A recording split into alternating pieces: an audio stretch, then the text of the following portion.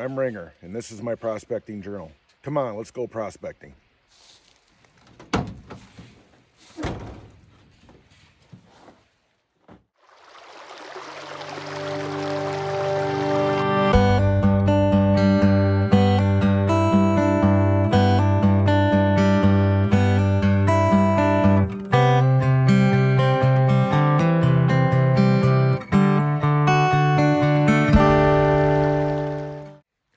Hello and welcome to Ringer's Prospecting Journal. Today we are west of Tomahawk, and I mean we. I have Prospector Phil from Freedom Prospecting with me today, and we are going to head to the creek and do some sluicing. We were here about a month ago, did some test panning and scouting, found a little bit of color in the pan, so we decided to come back with our sluice boxes and see if we can find some more of that shiny yellow stuff. Well, we got our first 3 half buckets of material, getting ready to run it through the sluice box. I'm running an old Keene River sluice. Prospector Phil over there, he's running the Gold Hog with the low flow or high flow mat? Low flow mat. He's digging over there where the green bucket at, and I'm digging right behind him where you can see my shovel. This is some of the areas that we tested about a month ago when we were here, and we said found some specks in the pan, so we decided to come back.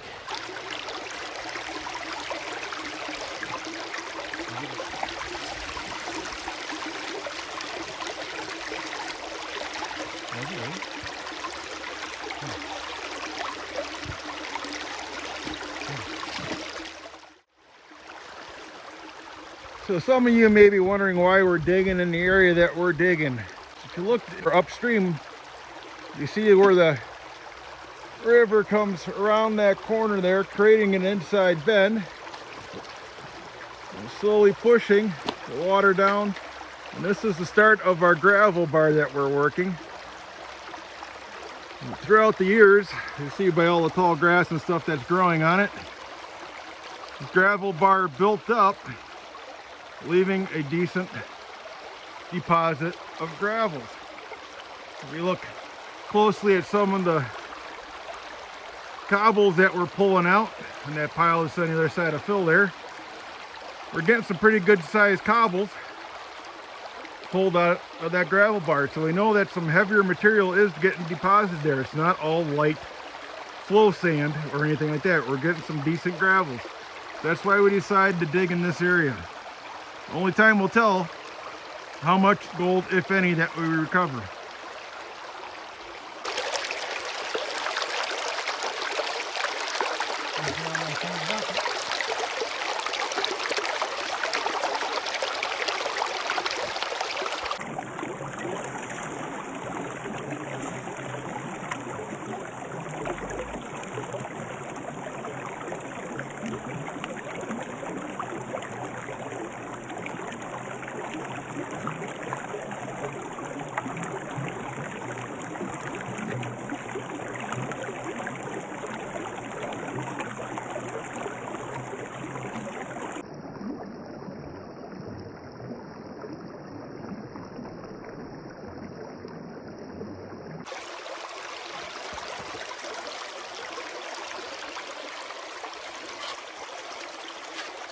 Phil's still digging away over there, trying to get some more of that yellow stuff. Unfortunately for me, I ran about 5 buckets of material through the sluice box. Not ideally set up. It took a while to run the material through, 1 scoop at a time, wait for it to clean out, then another scoop, but it worked. It should capture gold. But I gotta do a cleanup here real quick. Get the cons into a bucket and then head home. Take Mrs. Ringer out to eat for supper tonight. And then I'll do up the final cleanup when I get back down into the gold cave at home. So until then, we'll be right back. Tell you what, folks, I really had a blast today getting out on the creek with Prospector Phil from Freedom Prospecting. Make sure you check out his page. He's got some great videos. He got some videos from when he did some Lake Superior gold prospecting on the beaches up there, and he found a lot of good gold. So check out his channel.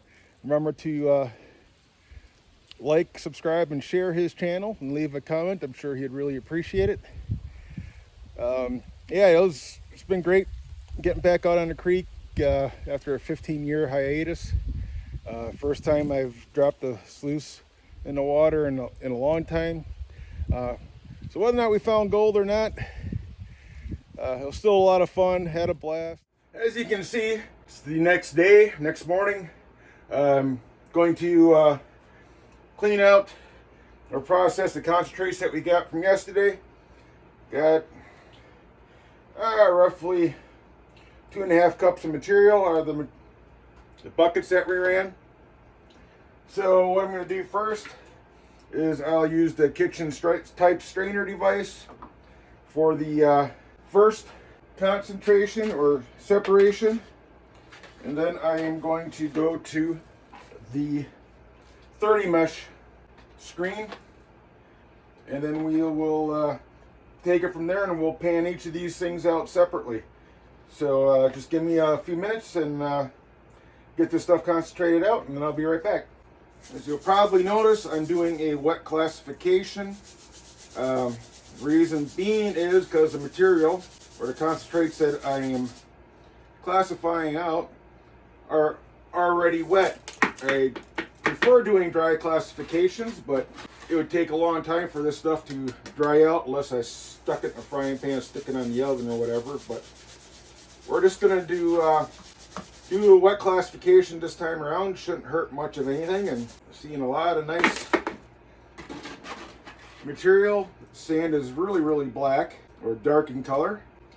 Saw a lot of black sands when I was running it through the sluice, and hopefully we got some good gold.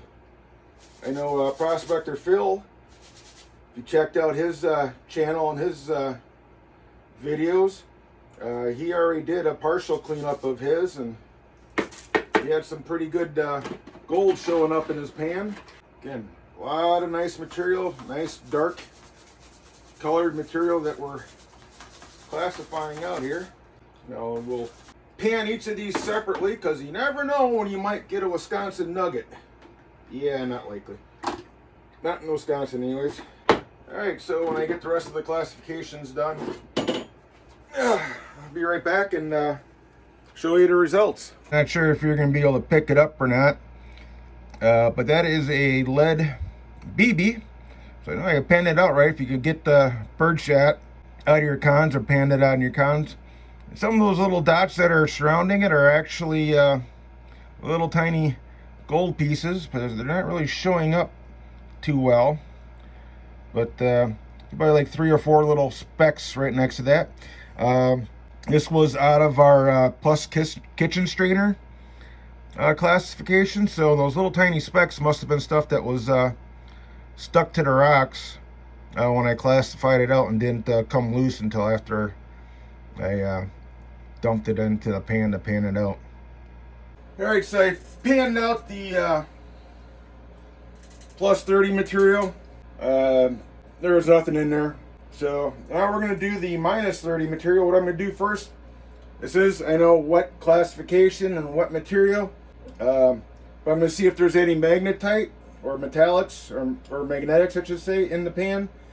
And I'm going to dump them into my 10-inch black pan here and make sure that I don't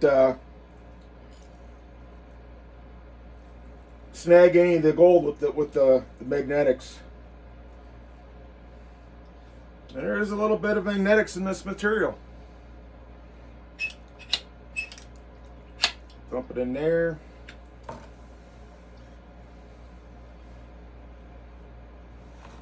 Again, this is not my favorite method of, a lot of magnetics, of processing material.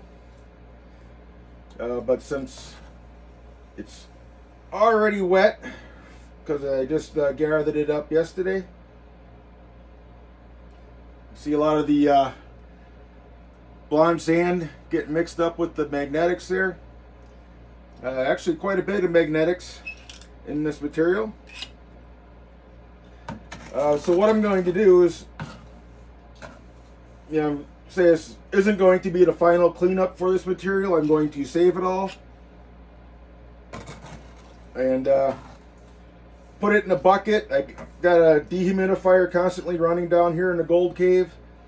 Let the material dry out, and then I'll go through and reclassify, dry classify everything, and then run it through other pieces of equipment to try to get as much gold as possible out of the concentrates. I'll do this one more time just to make sure it's stir everything up really well. Yeah, look at that. Ooh, a lot of magnetics.